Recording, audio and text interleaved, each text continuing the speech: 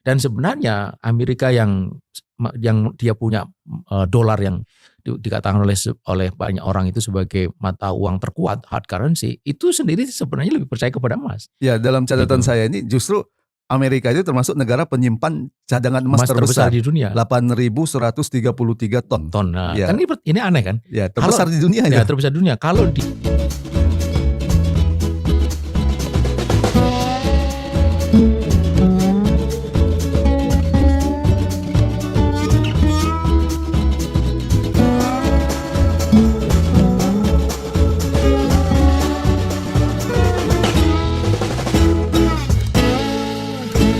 Bismillahirrahmanirrahim. Assalamualaikum warahmatullahi wabarakatuh. Pemirsa yang dirahmati Allah Subhanahu wa taala, kembali kita bertemu dalam program Focus to the Point. Kali ini kita membahas harga emas yang terus melambung, hampir menyentuh 3 juta rupiah per gram. Ini menunjukkan apa? Untuk itu kita akan mendiskusikan hal ini dengan Ustadz Ismail Nusanto. Ustadz Ismail, harga emas ini kan terus menaik, bahkan menyentuh 3 juta rupiah per gram. Ada yang mengatakan ini menunjukkan ekonomi kita ini atau ekonomi dunia ya ini sedang bermasalah. Bagaimana Ustadz Ismail menjelaskan hal ini? Ya, sebenarnya satu hal yang bisa dipastikan bahwa itu menunjukkan meningkatnya permintaan terhadap emas. Berarti gitu. Banyak yang mengambil emas sekarang. Nah, cuma pertanyaan berikutnya, kenapa banyak orang membeli emas? Nah, karena mereka tahu bahwa inilah komoditas yang bisa menjaga kekayaan mereka secara real itu. Sekaligus juga cukup liquid. Ada beberapa alternatif orang menyimpan kekayaannya itu. Mungkin pada properti, rumah atau ruko, kemudian mungkin juga pada tanah ya. Tapi semua barang-barang yang tadi disebut itu tidak cukup liquid. Ketika mau dijual lagi itu tidak mudah. Karena itulah orang kemudian melihat emas itu sebagai alternatif. Apalagi kemudian ini bagi para spekulan itu melihat dengan kenaikan yang begitu drastis itu dia bisa ambil gain atau keuntungan gitu. Itu kenapa mereka membeli. Tapi sekaligus ini sebenarnya menyimpan satu falsafah atau satu pesan yang sangat mendasar bahwa memang begitulah emas itu. Artinya jika kita menengok ketentuan dari syariat Islam yang mewajibkan kita itu untuk menggunakan dinar dan dirham, ini hari fakta yang ada menunjukkan bahwa memang itulah mata uang yang sesungguhnya, the real money gitu. Karena dia akan menyimpan kekayaannya secara real dan karenanya kemudian bisa menjaga daya beli kita secara permanen gitu. Tidak seperti uang kertas atau fiat money. Jadi kepercayaan kepada emas itu sebenarnya juga sekaligus makin menipiskan kepercayaan orang terhadap fiat money dalam bentuk apapun gitu. Termasuk dolar. Termasuk dolar. Sebenarnya kalau orang itu sebenarnya salah satu alternatif menyimpan kekayaan itu adalah dolar gitu. Makanya disebut hard currency gitu.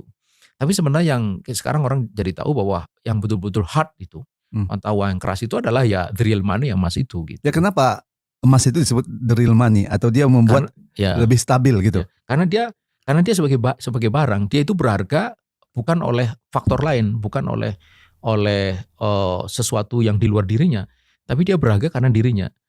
Sementara kalau uang kertas, uang kita, begitupun dolar, itu dia berharga itu kan karena dia disebut uang. Kapan dia disebut uang? Karena ada yang disebut legal tender. Nilai berharga itu dari mana? Iya, karena dia disebut uang. Ketika itu tidak lagi disebut uang, berakhirlah sudah. Sementara emas sekalipun orang seluruh dunia mengatakan itu arang, dia tetap emas. Atau nggak mengakui itu uang, tapi dia tetap bernilai seperti barang gitu ya. Iya, seperti barang dan tetap berharga. Tetap berharga. Ya, itulah hebatnya emas itu.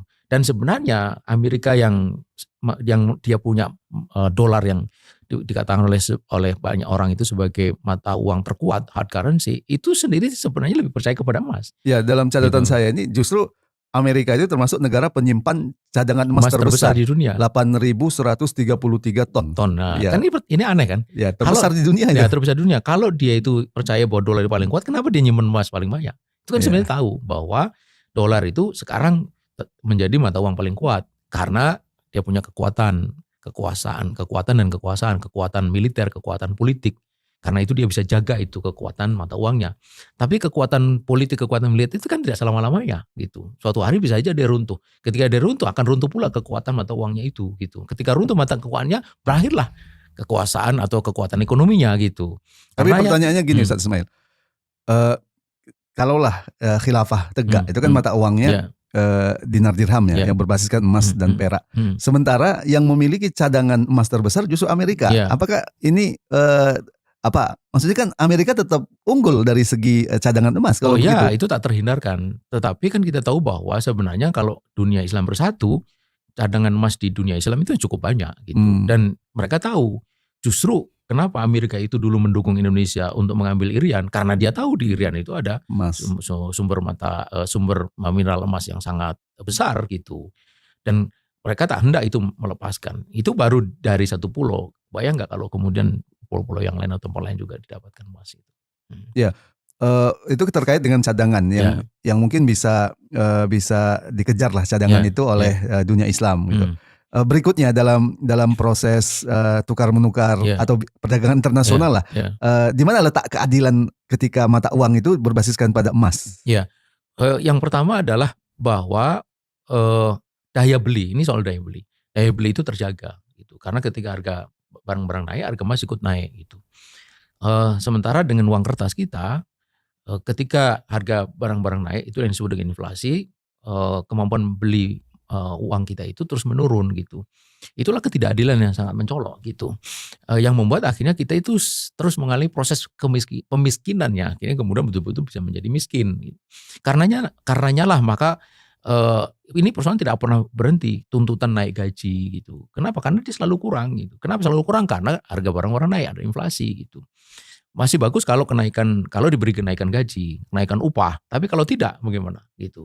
Ada sektor-sektor yang tidak bisa menyesuaikan kenaikan itu. Kemudian kalau dinaikkan, masih bagus kalau di atas inflasi, kalau di bawah. Nah, ketidakadilan ini yang terus terjadi yang membuat akhirnya manusia itu tidak pernah berada dalam situasi tenang gitu. Dia selalu dihantui oleh kecemasan. Kecemasan apa? Kecemasan tekanan ekonomi. Bukan hanya di negeri ini, di negara maju seperti Korea, Jepang pun juga mengalami itu gitu. Karenanya mereka itu dikatakan sejahtera tapi tidak bahagia. Kenapa ada tekanan itu, kecemasan ekonomi bahwa harga-harga itu tidak bisa dijangkau. Karenanya mereka membayangkan bagaimana nanti dia beli rumah yang tidak terjangkau, bagaimana ngongkosi anaknya. Akhirnya mereka tidak mau berkeluarga, tidak mau menikah karena dia harus ngongkosi keluarganya, tidak mau punya anak. Kalau punya anak cuma satu dan seterusnya. Itu impactnya itu sangat panjang gitu. Dan itu terjadi ini hari di banyak negara. Gitu. Ya dari segi perdagangan internasional Ustaz. Ketika rezim dunia sekarang didasarkan pada dolar, banyak yang menyatakan ini suatu bentuk ketidakadilan. Sementara kalau perdagangan internasional menggunakan sebutlah mata uang emas, itu akan berkeadilan bagi semuanya. Bagaimana kita menjelaskan ini? Bukan ke semuanya karena itu pilihan terbuka gitu. Dan orang itu pasti akan mengambil emas karena karena dia itu tidak dipengaruhi oleh sebuah kepentingan politik satu negara gitu. Ini objektif. Kalau Anda ingin punya mata uang yang nilainya itu atau membuat daya beli Anda terjaga, kekayaan Anda terjaga, pasti akan memilih emas gitu. Nah, ini hari dolar itu kan dipaksakan bahwa denominasi perdagangan dunia internasional itu pakai dolar gitu. Kalau tidak, makanya Saddam Hussein itu diantaranya kenapa dia dijatuhkan itu karena dia punya pikiran merubah denominasi ekspor impor minyak mentah pada waktu itu dari dolar kepada euro gitu atau bahkan kepada emas. Amerika tidak suka. So kalau itu dituruti, dolar itu akan kehilangan pasar katakanlah itu miliaran dolar per hari gitu dan itu akan mengancam kekuatan dolar di dalam pasar uang internasional gitu. Nah, itu sebagai contoh gitu. Baik Ustaz Ismail, terima kasih. Pemirsa, demikian tadi perbincangan kita dengan naiknya harga emas. Ini menunjukkan kondisi ekonomi dunia yang tidak baik-baik saja. Disitulah sangat relevan. Kenapa Islam, dalam hal ini sistem khilafah ala minhajin nubuwah, itu kemudian mewajibkan mata uang berdasarkan dinar dan dirham yang berbasiskan pada emas. Semoga bermanfaat. Assalamualaikum warahmatullahi wabarakatuh. Waalaikumsalam warahmatullahi wabarakatuh.